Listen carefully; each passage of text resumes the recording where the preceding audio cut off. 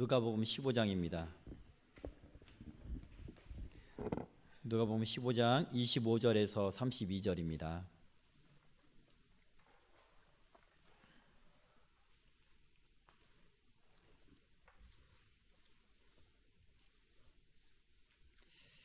(25절에서) 32절 한 절씩 교독하겠습니다. 바다들은 밭에 있다가 돌아와 집에 가까이 왔을 때 풍악과 춤추는 소리를 듣고 대답하되 당신의 동생이 돌아왔음에 당신의 아버지가 건강한 그를 맞아들이게 됨으로 인하여 살찐 송아지를 잡았나이다 하니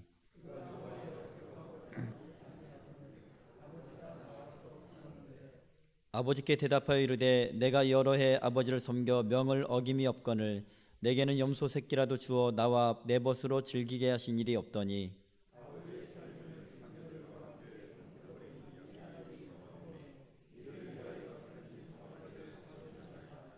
아버지가 이르되 예 너는 항상 나와 함께 있으니 내 것이 다 내 것이로되 이 내 동생은 죽었다가 살아났으며 내가 잃었다가 얻었기로 우리가 즐거워하고 기뻐하는 것이 마땅하다 하니라.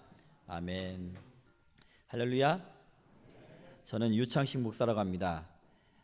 저를 바라보는 사람마다 크게는 두 가지 반응을 보이시더라고요. 첫째는 잠시울교 목사님이셨습니까? 얼굴을 본 적이 없다고 늘 방송 시간에 있어서 이제 그렇게 반응한 분이 계십니다. 어떤 분은 마이크를 설치해달라면서 방송 집사님 그렇게 부르시기도 하고 그렇습니다. 또 한 가지는 설교가 길다 그런 반응을 보입니다. 그래서 오늘은 원고 중심의 설교를 하려고 합니다. 예, 그렇게 원고를 쓰다 보니까 근데 굉장히 길어지더라고요. 여러분 인내를 가지시고 은혜를 받으시길 바랍니다. 오늘 말씀은 오해라는 제목입니다. 우리 함께 따라할까요? 오해하지 맙시다. 하나님의 뜻을 오해하지 맙시다. 할렐루야. 예, 너무 마음에 듭니다. 세상에는 인류의 역사를 이끌고 영향을 미치는 가치관들이 많이 있습니다. 충효, 근면과 성실, 자유, 절제, 연합과 화평, 사랑, 인권, 평화, 어떤 관계성, 특별히 유교 사상으로 물들었던 우리나라와 같은 경우는 인의 덕 지신 그리고 체면을 강조하는 문화가 굉장히 강하고요, 도리를 강조하는 문화가 있습니다. 이 모든 가치는 모두 선하고 중요하며 인류에게 필요한 것들입니다. 대부분의 가치는 하나님의 속성에서 나온 것들입니다.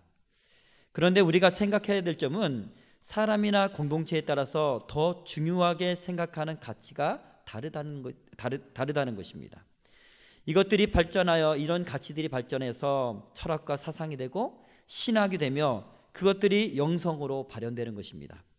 문제는 각자의 가치관이 충돌할 때 갈등이 일어난다는 것입니다. 개인과 개인, 단체와 단체 간의 갈등과 분쟁이 일어납니다. 더 나아가서 하나님과의 갈등도 초래하게 됩니다. 몇 가지를 예로 들겠습니다. 여러분, 연합이라는 가치는 좋죠. 우리가 추구해야 될 그런 가치입니다.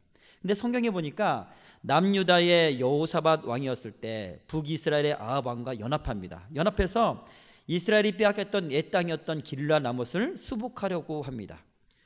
그들의 이 연합의 가치, 그들의 입장에서는 좋은 일이었습니다. 그러나 이스라엘이 하나님을 떠났기 때문에 주님께서는 남과 북으로 가르게 하신 거예요. 뿐만 아니라 지금 이 아합 왕은 하나님을 대적하고 있는 왕입니다. 반면에 여호사밧 왕은 그래도 하나님 앞에 선한 왕이었어요. 그렇다면 이들이 좋게 여기는 이 연합이라는 가치, 그리고 그렇게 행하는 것은 그것을 보며 하나님이 선하다고 평가하리 만무합니다. 결국 이 연합은 하나님의 심판대 위에 서게 되었습니다. 여러분, 평화 또는 다양성이라는 가치는 어떻습니까? 요즘 세상에서 많이 이야기하는 가치죠. 평화라는 가치를 가장 중요하게 여기면서 배타적인 종교, 오직 예수만을 부르짖는 기독교를 극단적이며 평화를 위협하는 세력으로 여기는 것이 옳을까요? 여러분, 인권이라는 가치, 그것도 중요합니다. 그러나 이 인권이란 가치만을 중요하게 다룬다면 어떻게 될까요? 인권은 중요합니다. 우리는 그 가치를 반드시 수호해야 되고 인권을 박탈당한 연약한 이들을 위해서 힘써 싸워야 합니다. 그러나 인권이라는 가치 뒤에 숨은 비윤리성과 죄악성까지도 용납해서는 안 됩니다. 동성애자는 사랑하고 그들의 인권은 존중해야 되지만 그들의 죄악까지 용납할 수는 없는 것입니다. 그러나 세계적인 추세는 그들의 인권을 존중한다면 그들의 행위까지라도 인정하라, 그렇게 강요하는 분위기입니다. 이것이 과연 하나님 보시기에 옳을까요? 하나님은 그 하나님의 백성을 반드시 언제나 보호하셔야 된다는 생각, 그런 사상은 또 어떻습니까? 예레미야가 유다의 심판을 예고했었죠. 그렇게 선언했습니다. 그것도 악한 이방이었던 갈대아 사람들, 그 바벨론에 의해서 멸망당한다는 것입니다. 그러니 항복하라. 하나님의 선민에게 항복하라는 거예요. 그것이 하나님의 뜻이라고. 그런데 유대인들의 입장에서 그들의 신앙과 가치관에서 또 민족주의적인 그 관점에서 또 선민사상 앞에서 그것이 하나님의 뜻이라고 인정될 수 있었겠습니까? 대부분의 종교 지도자들은 자신들의 신학, 즉 신앙적인 관점과 가치관만을 쫓았습니다. 그러니 하나님의 음성을 들을 수 없었던 것입니다. 하나님은 우리에게 화평만을 약속하셨다, 그렇게 말하며 예레미야를 거짓 선지자 취급을 하였습니다.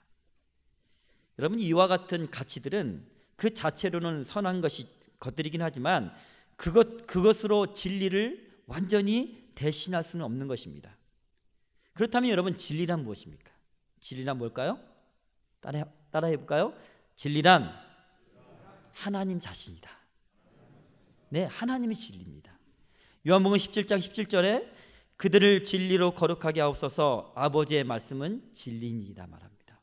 하나님의 말씀이 진리라는 것입니다. 또한 예수님이 진리입니다.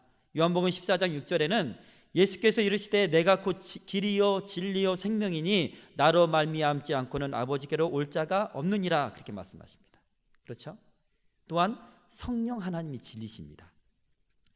요한복음 14장 17절에 말씀 보면 그는 진리의 영이라 세상은 능히 그를 받지 못하나니 이는 그를 보지도 못하고 알지도 못함이라. 그러나 너희는 그를 아나니 그는 너희와 함께 거하시며 또 너희 속에 계시겠습니다. 세상 속에서도 선한 가치들이 많이 있습니다. 그러나 세상은 진리이신 하나님을 받지도 보지도 알지도 못한다는 것입니다. 그렇다면 우리는 무엇을 쫓아야 됩니까? 바로 세상의 수많은 가치관을 쫓는 것이 아니라 하나님의 생각을 쫓아야 될 줄 믿습니다.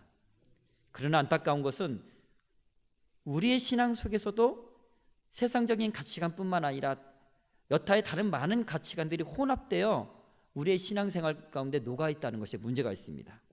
또한 그것을 가치 기준으로, 판단 기준으로 삼아서 사람들을 판단하고 또 하나님의 뜻과 다를 때, 하나님께서 주시는 은혜와 다를 때 하나님의 뜻을 오해하고 하나님에 대해서 불평까지 생기는 데 문제가 있다는 것입니다. 주님께서는 말씀하십니다. 이사야 55장 8절에 보면요, 이는 내 생각이 너희의 생각과 다르며 내 길은 너희의 길과 다름이니라. 여호와의 말씀이니라. 하나님의 생각과 우리의 생각이 다를 수 있다는 것입니다. 그러면 어떻게 하면 우리는 진리를 따를 수 있을까요? 그것은 바로 하나님을 계시한 진리의 말씀인 이 성경을 따르는 겁니다. 그리고 또 하나가 있습니다. 이 부분이 정말 중요한데요, 그 성경을 해석하며 적용하는 데 있어서 성경의 저자이며 진리의 영이신 성령의 감동과 그분이 주시는 지혜와 지식을 따라 해야 된다는 것입니다. 그분은 언제나 우리 안에 살아계시고 지금도 무언가를 의도하고 계시고 말씀하시는 분이십니다. 믿습니까? 그분의 뜻, 지금 그분의 의도가 중요합니다. 그것을 아는 것이 가장 중요합니다. 그러나 우리는 우리의 관점대로 신앙생활할 때가 많습니다.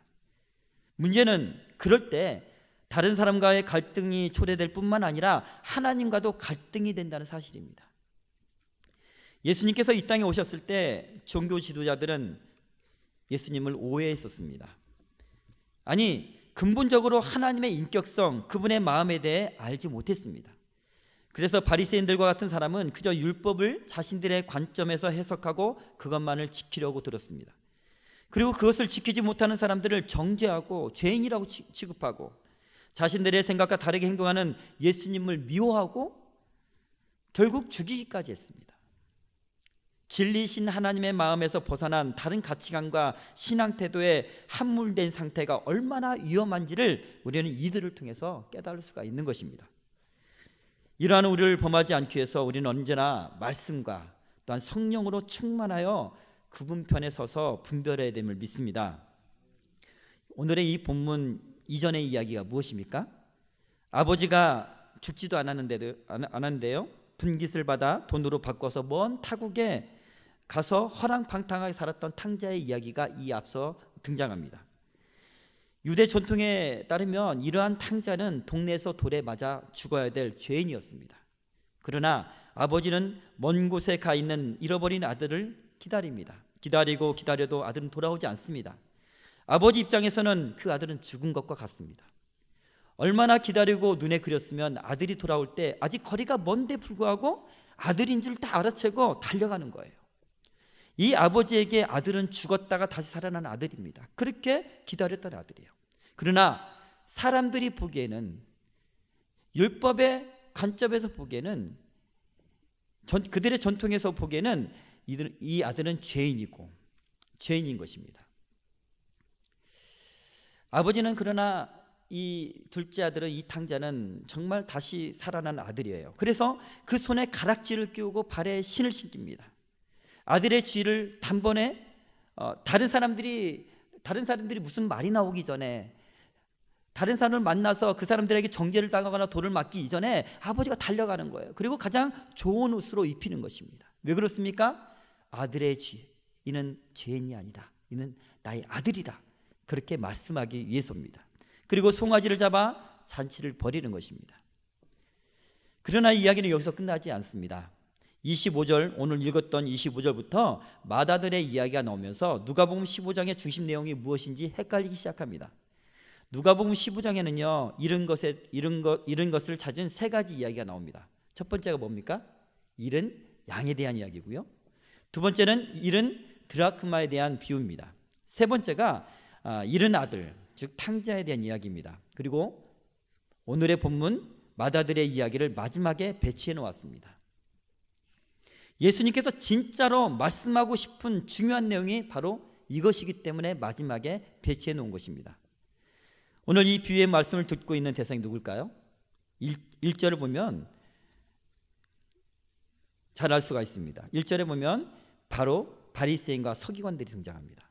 15장 1절을 보니 모든 세리와 죄인들이 예수님의 말씀을 들으러 가까이 올 때 두 부류의 사람들이 수군거리고 있었다고 기록하고 있습니다. 바로 바리새인과 서기관들입니다. 그들은 세리와 죄인들을 영접하는 메시아, 그들과 음식을 같이 먹는 그들과 친한 예수님을 비난하고 있는 것입니다. 가치관, 신앙관이 충돌하고 있는 거예요. 그런 그들에게 주님은 잃어버린 아들에 관한 이야기를 하고 너희는 맏아들과 같다, 바리새인과 서기관 너희들은 맏아들과 같다, 그렇게 말씀하고 있는 것입니다. 예수님께서 그들과 함께 하시는 이유를 바리새인과 서기관들은 몰랐습니다. 그것이 하나님 아버지의 의도고 그들을 구원해내는 것이 하나님 아버지의 마음이었다는 것을 몰랐습니다. 왜 그렇습니까? 그들은 하나님을 오해하고 있었기 때문입니다. 하나님의 사랑을 오해하고 있었습니다. 그들은 하나님을 율법 안에서만, 그리고 유대교 신앙 전통 안에서만 이해하고 있었습니다. 그것이 그들의 한계였습니다. 첫 번째로 그들의 선한 가치관, 즉 율법주의는 완전히 온전하지 못했습니다. 거기에는 진실함도 하나님을 향한 사랑도 없었습니다. 율법은 선하죠. 그러나 율법주의 속에 있는 사람의 마음 중심은 악할 수가 있습니다. 바리새인과 서기관들이 어떤 사람이었는지 잘 말해주는 대목이 있는데요, 25절에 보면 그들은 아들이 어디 있었습니까? 밭에서 일을 했었죠. 밭에서 일을 하다가 지금 잔치가 벌어지고 있는 이 집으로 돌아오고 있는 그런 장면입니다. 25절에 보면 이 바리새인과 서기관들은 밭에 있는 사람과 같습니다. 맏아들은 밭에 있다가 돌아왔다고 진술하고 있습니다. 성실하게 일하는 아들처럼 보이는 거예요. 29절에 맏아들이 아버지께 이렇게 말하죠. 내가 여러 해 아버지를 섬겨 명을 어기었거늘, 그렇게 말합니다. 여러 해 아버지를 섬겼다고 스스로 생각하는 사람입니다. 여러 해, 지금까지 아버지를 위해서 열심히 뭔가 쌓고 열심히 섬기고 봉사하고 하나님께 드렸다는 거예요. 성실과 근면과 충성으로 주님을 섬겼다는 것입니다. 그러나 사실은요, 그것은 위선입니다. 왜냐하면 이미 이 밭과 재산은요, 자신이 상속받은 재산이기 때문이에요. 결과적으로 아버지를 위한 것이라고 말하지만 결과적으로 자신을 위한 것이었습니다.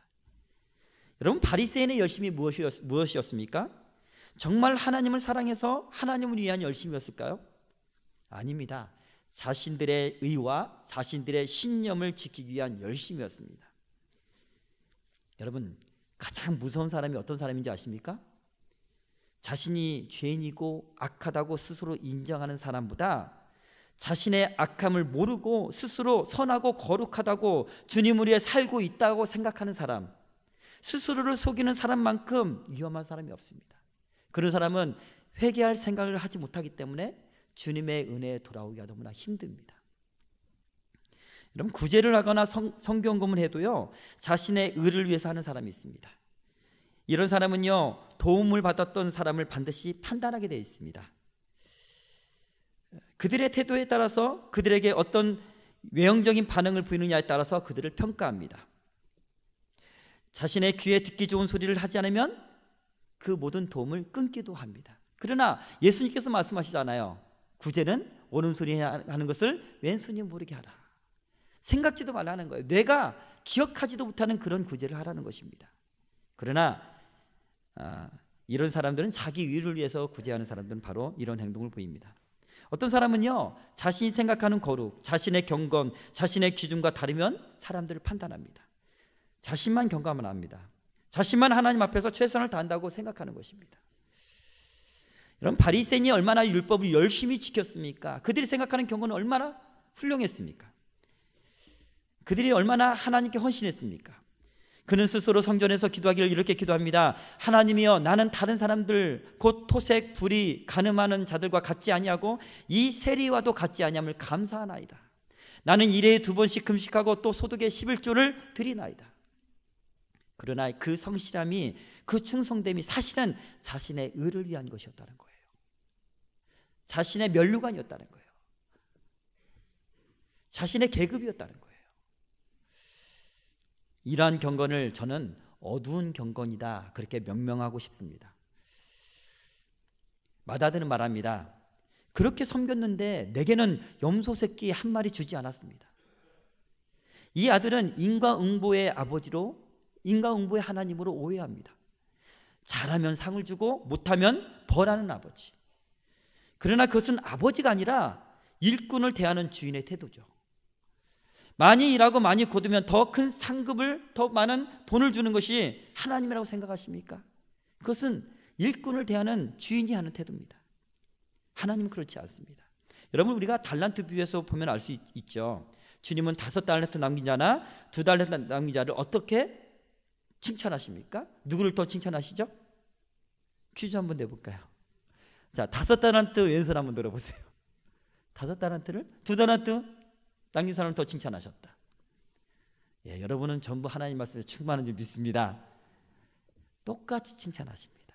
5달란트나 2달란트 똑같이 칭찬하셔요. 누구를 얼마나 많이 칭찬하시느냐, 그것은 그의 중심을 보고 판단하시는 하나님의 주권에 달려 있습니다. 또한 제가 이 달란트 비유를 해서 한 가지 더 짚고 넘어갈 주제가 있는데요. 1달란트를 남긴 자에게 주님께서는 뭐라고 말합니까? 일하지 않고 1달란트를 그냥 땅에 묻어두었던 그 사람에게 악하고 게으른 종이다, 이렇게 말씀하시면서 그를 심판하시죠. 그러나 여기서 게으름이란 어떤 게으른 경향이 있는 사람들에 대해서 말하는 것이 아닙니다. 우리는 이 본문 구절을 가지고 일하지 않고 게으른 그런 사람들을 어떤 판단하고 비판하는, 그리고 교훈을 주는 그런 말씀을 사용할 때가 되게 많아요. 그런데 단순히 그런 게으른 사람을 두고 얘기하는 것이 아닙니다. 이 말씀은 주인의 뜻에 동참하기 싫어하는 바리새인과 서기관을 지칭해서 하는 말이에요. 주님께서 5달란트, 2달란트, 1달란트를 주셨는데 자기한테는 1달란트만 줬다는 거예요. 이게 불만인 거예요. 그러니까 주님께 순종하지 않고 묻어둔 거예요. 바리새인과 서기관들이 그랬습니다. 자신이 생각하는 메시아와 하나님의 뜻이, 하나님의 목적이 달랐던 거예요. 그러니까 예수님의 십자가에 동참하지 않은 것입니다. 그리고 주님을 못 받기까지 한 거예요. 여러분, 주님의 의도가 마음에 들지 않으니까 돈을 땅에 묻어둔 사람, 이런 사람이 바로 바리새인과 서기관들입니다. 하나님의 의도가 아니라 자신의 뜻과 자신의 생각대로 신앙생활하는 사람들이 많이 있습니다. 이런 사람들은 하나님의 뜻과 부딪히면 하나님의 뜻을 순종하지 못할 경우가 많습니다. 여러분, 우리는 분별을 잘해야 됩니다. 진정 우리가 하나님을 사랑해서 충성하는지, 진정 하나님을 향한 순수한 열정과 사랑으로 헌금하고 헌신하고 전도를 하는 것인지, 아니면 다른 무엇 때문에 내가 새벽기도 재단을 쌓는지 그리고 헌금을 내는지, 우리는 분별해야 됩니다. 여러분, 부흥이라는 가치를 한번 생각해 보겠습니다. 많은 교회와 목회자들은 하나님 나라와 영혼을 사랑하는 마음으로 부흥을 꿈꿉니다. 저 역시 그렇습니다. 그러나 또 어떤 사람들은 다른 가치, 즉 성공주의, 진화, 진보, 뭔가 발전이라는 가치관에 묶여있는 사람들이 있다는 거예요.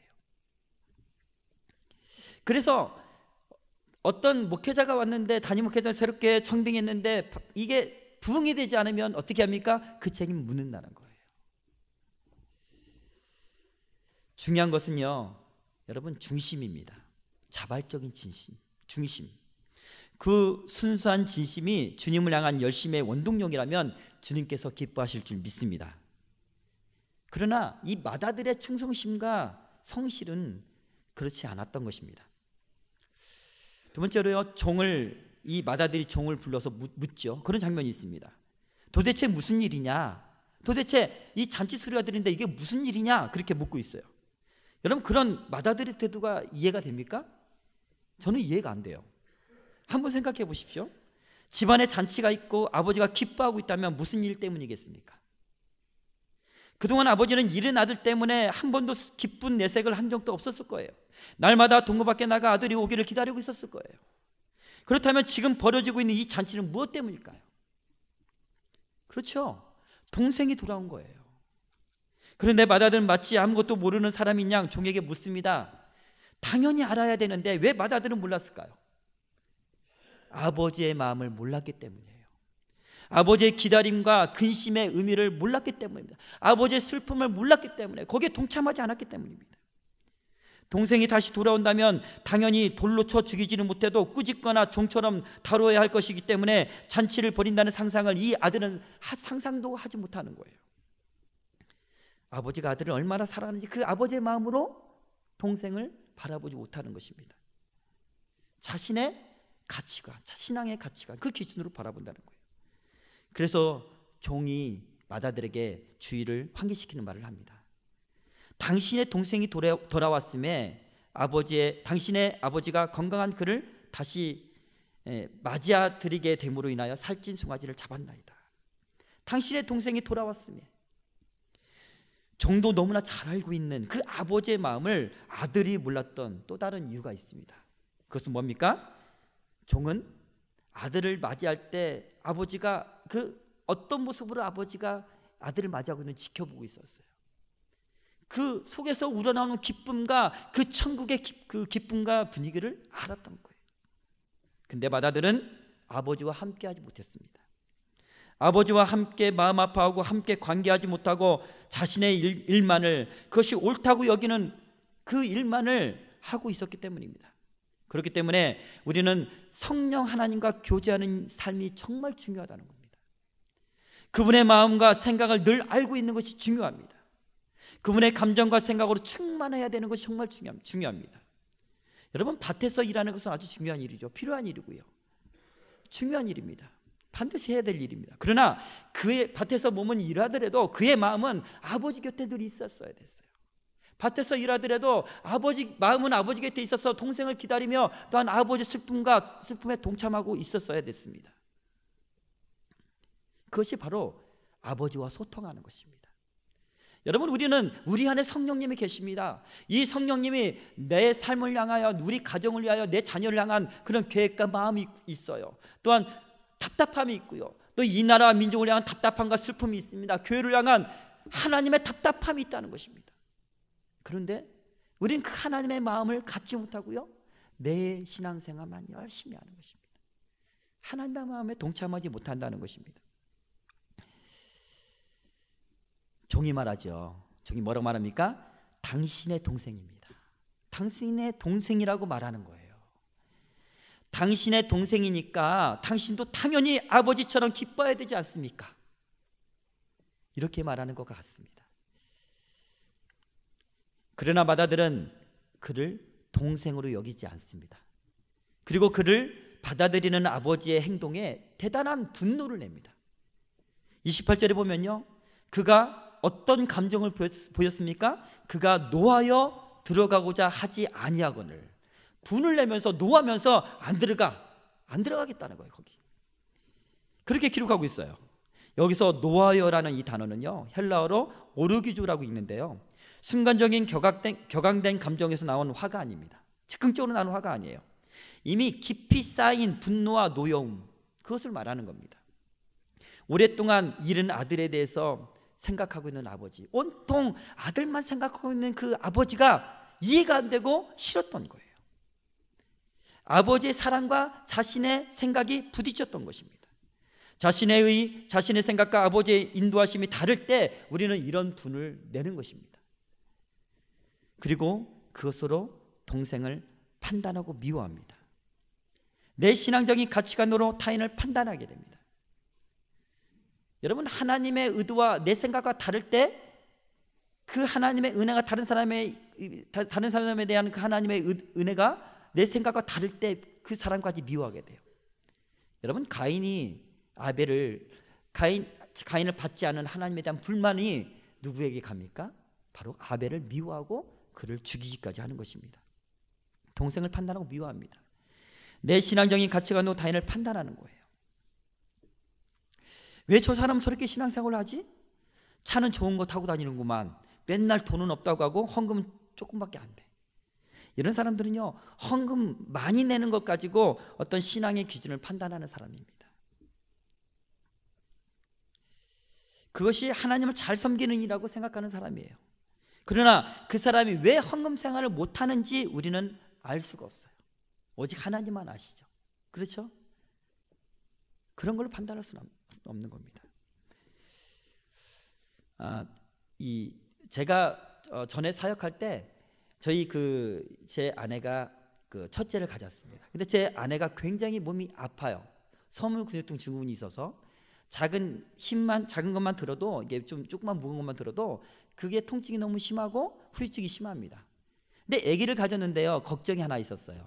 이 아기를 안는 것도 힘들지만 아기를 밀고 다니려면 그 유모차가 있어야 되잖아요. 근데 유모차가 대부분 낮아요. 그럼 허리를 숙여야 되니까 그 후유증이 있을 거고, 그리고 조금이라도 경사가 있으면 밀기가 힘드니까 참 어려웠어요.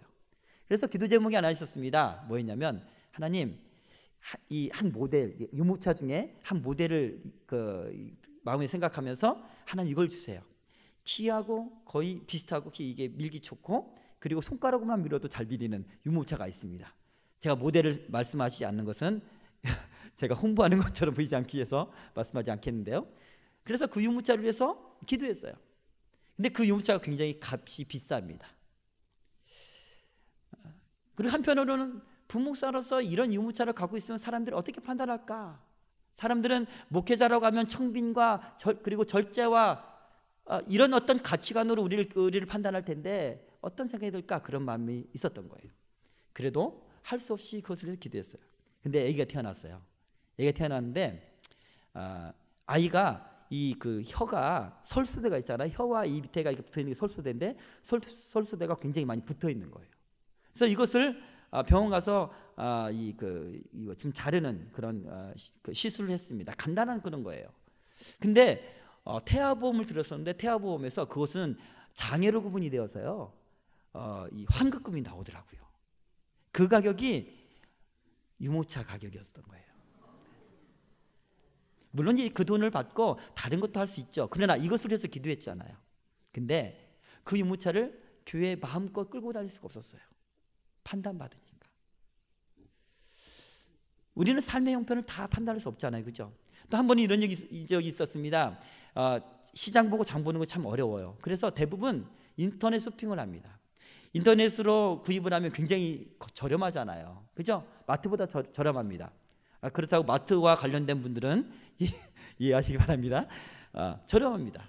근데 저희 집 앞에 꼭 이 박스가 이렇게 나와 있잖아요. 그리고 그 박스에 꼭 신세계, 롯데 막 이렇게 돼 있어요.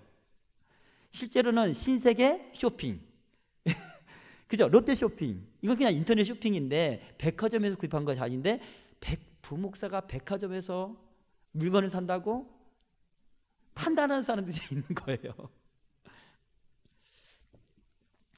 여러분, 우리는 그 사람의 형편을 알 수가 없어요. 그래서 우리가 생각하는 그 어떤 가치관, 청빈해야 된다, 전략해야 된다, 목회자는 모범을 보여야 된다, 그 가치관으로 그것을 우리가 판단할 수 없는 것입니다. 여러분, 바리새인과 이 서기관들은요, 죄인들을 판단하였어요. 자신들은 형편이 되었죠. 자신들은 종교생활 잘하고 자신들은 율법을 지킬 수 있는 그런 사회적인 환경이 되었습니다. 그러나 이들은요, 이 로마 치하에서 너무나 가난하고, 그래서 종교생활조차도 제대로 할 수 없는 그런 형편, 그래서 종교생활 제대로 할 수가 없어서 늘 죄책감에 쌓이는 형편, 율법을 지키지 못해서 더 큰 짐을, 율법의 짐을 지고 있는 그런 사람들을 자신의 잣대, 율법의 잣대로 판단하고 있었다는 거예요. 주님께서 오셔서 수고하고 무거운 짐진 자들아 다 내게로 오라 라고 말씀하시잖아요. 주님은 그들에서 오신 거예요. 그러나 그 주님은 못마땅했던 거예요. 그래서 주님과 부딪힌 것입니다. 여러분, 주님의 생각은 우리의 생각과 다를 수 있다는 것입니다. 주님은 그 사람들의 상황과 형편을 아시고 연약함도 아십니다. 세리가 어떤 고통을 당하고 있는지, 그래서 얼마나 겸손한 심정으로 중심을 다하여 주님께 나오고 있는지 아시고 계십니다. 바리새인들이 죄인이라고 낙인 찍은 사람들이 왜 율법을 제대로 못 지키는지, 종교 행사에 잘 참여를 하지 못하는지 주님만이 아셔요. 왜요? 주님은 그들을 사랑합니까? 아버지의 눈으로 보고 계시니까. 그래서 주님은 죄인을 위해서 이 땅에 오신 것입니다. 예수님의 별명이 있죠. 뭡니까? 예수님의 별명은 한번 따라해 볼까요? 세리와 죄인들의 친구. 아멘. 우리가 주님의 눈으로 볼 때, 우리의 가치관의 기준으로 사람을 판단하지, 주님의 눈으로 볼 때 바로 그들의 친구가 될 수 있음을 믿습니다. 그런데 바리새인과 서기관들은 그렇지 않았습니다. 주님의 사랑을 오해했던 것입니다. 자신들의 신앙 방식과 다르기 때문에 그것조차, 주님이 그렇게 행하시는 것조차 미웠습니다. 그래서 그 구원의 역사에 동참하지 않은 것입니다. 들어가고자 하지 아니하거늘 들어가지 않겠다는 거예요. 아버지의 마음에 동화되기 싫어서 그랬습니다. 하나님의 의도보다 자신들의 생각이 더 중요하다고 생각했고 그것을 더 주장했습니다. 그래서 예수님을 십자가에 못 박은 것입니다. 하나님의 생각과 하나님의 의도보다 나의 판단, 나의 신념, 나의 생각이 더 중요하기 때문에 그렇게 한 것입니다. 이것이 바로 영적인 교만입니다. 두 번째 하니까 지금 얼굴이 어두워지시고 계시는데 두 번째, 세 번째는 굉장히 짧습니다. 마다들이 이런 태도를 보일 수밖에 없었던 이유가 있습니다. 왜냐하면 그는 아버지와 아들의 이 관계성에 대해서 오해하고 있었어요. 29절에서 말하죠. 29절에 보면 내가 여러 해 아버지를 섬겨 명을 어김이 없거늘. 여기서 이 섬기다는 단어에 집중해 보면요, 이것은 헬라어로 둘류오라고 있는데요, 바로 상전에 대한 종의 관계에서 사용되는 말입니다. 마다들은 아버지를 아버지로 여기지 못하고 주인으로 여겼습니다. 마치 종처럼 아버지를 섬겼다는 뜻입니다. 유대인들은 하나님의 자녀라는 인식과 그 기쁨을 느끼지 못한 채로 단순한 의무감에서 하나님을 섬기고 있었던 것입니다. 다시 말해서 바리새인과 서기관들은 살아계신 하나님 아버지와의 신령한 인격적인 교제, 사랑의 교제를 나눈 일을 뒷전으로 하고 단지 율법을 문자적으로만 지키기에 급급했던 것입니다. 아버지 하나님을 만나지 못하고 하나님을 섬긴다는 것만큼 불행한 일이 세상에 어디 있습니까? 하나님 살아계신데요. 그 하나님 내 안에 계신데요. 내가 예수님을 믿을 때 그 성령 하나님 내 안에 계십니다. 믿습니까? 그 하나님을 만나고 교제해야 될 줄 믿습니다. 여러분, 하나님은 아버지십니다. 아들 때문에 근심하고 아들을 구하기 위해서 목숨까지도 버리셨던 아버지셔요. 그런 아버지 하나님을 여러분의 삶 가운데 만나시길 바랍니다. 행위로 하나님을 섬기는 것도 중요합니다. 그러나 그것이 우선이 되어서는 안 됩니다. 행위로 우리는 하나님을 온전하게 섬길 수 없습니다. 여러분, 행위로 본다면 귀신이나 우상을 섬기는 사람들이 더 지극정성이죠. 그렇죠? 새벽 기도도 우리는 이렇게 잘 구비된 그런 장소에서 하지만 그 사람들은 산으로 올라가고 계곡에 가서 어떻게 해요? 추운데 촛불을 켜고 새벽 기도를 하는 거예요. 정성을 보면 그들이 더 잘합니다. 그들은 매일같이 목욕제계하고 귀신에게 빌려나갑니다. 혹시 여러분 이곳에 올 때 목욕제계 하신 분 없으시죠? 우리는 그럴 필요가 없습니다. 우리는 우상을 섬기는 것이 아니라 정성을 다해야 은혜를 주고, 그러지 않으면 벌을 주고, 해코지 않은 그런 귀신을 섬기는 것이 아니라 우리를 사랑하시는, 우리를 위해서 목숨 버리신 하나님을 인격적으로 만나는 그런 자리이기 때문입니다. 믿습니까? 우상을 섬기는 사람들은 그렇게 해야 정성이 많이 들어가고 또는 돈을 많이 들여야 감동시킬 수 있다고 생각해요. 절을 많이 해야 일이 이루어진다고 생각하는 거예요.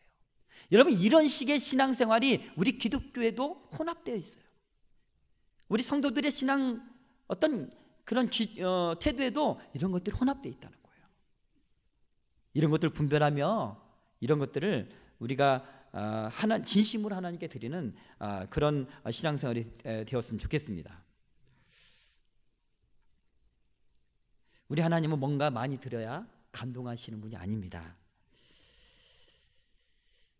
우리는 하나님을 우상처럼 섬기지 않고 우리 아버지 하나님으로 섬겨야 될 줄 믿습니다. 진짜 마지막입니다.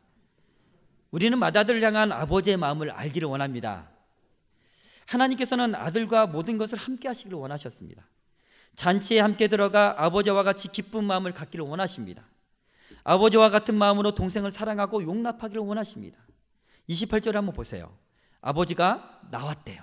아버지가 나와서 어떻게 했습니까? 권했다고 합니다. 들어가자, 나와 함께 하자, 그렇게 권하고 있는 것입니다. 하나님은 언제나 관계를 중요하게 여기시죠. 그리고 함께 하시길 원하십니다. 동참을 원하십니다. 하나님은 언제나 주님의 일을 할 때 우리와 함께 하시길 원하십니다. 믿습니까?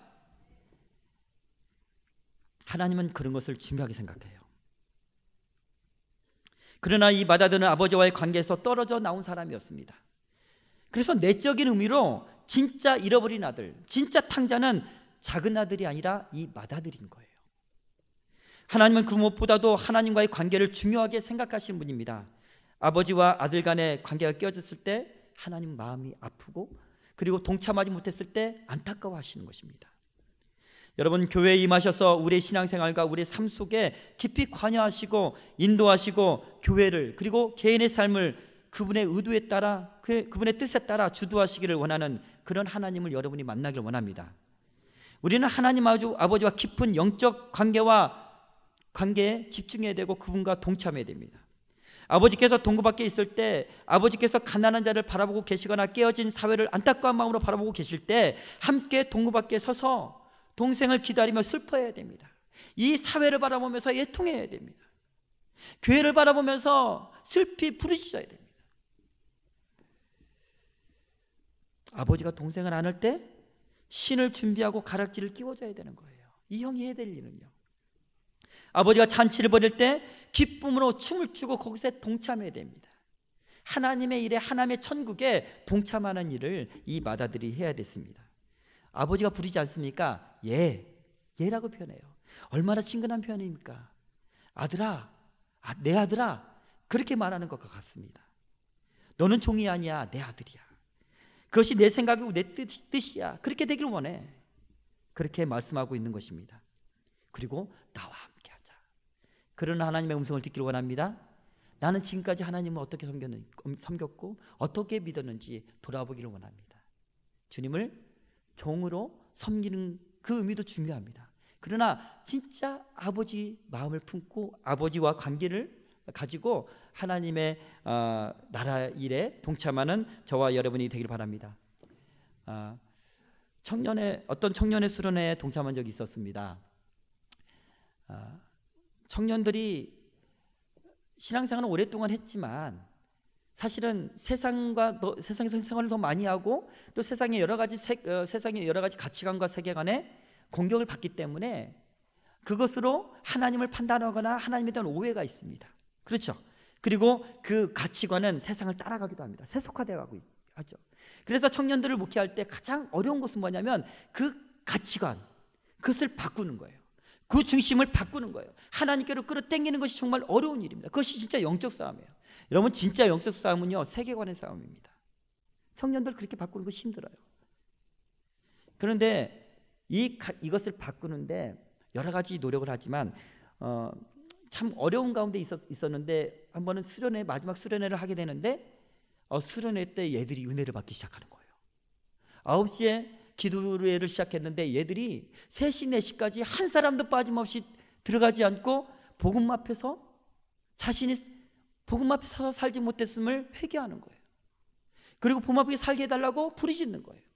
그런 가운데 성령이 역사하셔서 또 은사도 받고 방언 은사도 받고 여러 가지 그런 일이 있는 거예요. 근데 뒤에 앉아서 저는 그 모습을 보면서 뭔가 좀 부족했습니다. 왜냐하면 저는 다 똑같이 그런 은혜를 받는 건 아니지만 저는 어떤 경험이 있냐면 성령을 뜨겁게 받는 은혜가 있거든요. 근데 그 성령을 체험했을 때 저한테 있었던 어떤 그 현상은 뭐였냐면 제 가치관과 제 세계관과 저의 기호와 저의 어떤 마음의 중심과 이 모든 것이 완전히 바뀌는 거예요. 거듭난 거예요. 성령의 감정에, 성령의 생각에 내가 동화가 되어서 나도 그렇게 생각하고 그런 마음 품게 되는 거예요. 믿습니까? 저는 그렇게 되기를 원했어요. 하나님, 얘들 더 뜨겁게 해주세요. 하나님, 완전히 사로잡아 주세요. 완전히 중심이 이동되게 해주세요. 완전히 세상 것은 불태워주세요. 그렇게 마음속에 기도하고 있는데 하나님께서 됐다, 여기까지다 너는, 그리고 내가 하겠다, 그렇게 말씀하시더라고요. 여러분, 우리가 하나님의 마음과 하나님의 중심을 품어야 될 줄 믿습니다. 그러기 위해서는 우리가 언제나 말씀으로 충만하고 더불어서 가장 중요한 성령으로 충만해야 될 줄 믿습니다. 그런 저와 여러분이 되기를 축원합니다.